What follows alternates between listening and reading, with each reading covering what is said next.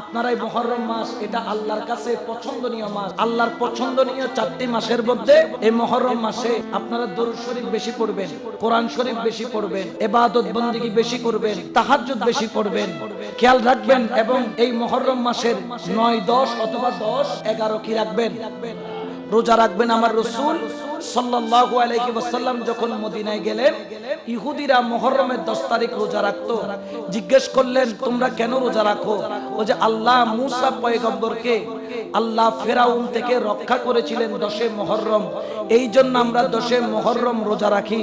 আমার নবী বললেন, মুসা আলাইহিস সালামের ব্যাপারে তোমাদের চাইতেও আমি নবী হকদার বেশি।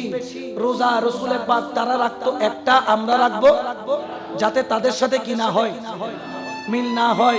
আবার শুধু 2টা নয়, চাইলে আপনারা এই মুহররম মাসের এখন থেকে রোজা রাখা আরম্ভ করতে পারেন, কোনো বাধা নাই।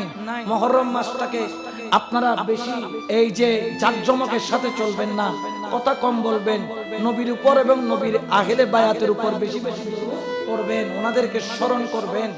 অনেক আল্লাহওয়ালা বুজুর্গরা মুহররম মাস আসলে হাসতো না, মুহররম আসলে মানুষের সাথে কথা বলতো না, কোনায় বসে বসে চোখের পানি ছাড়তেন। কেন ছাড়তেন?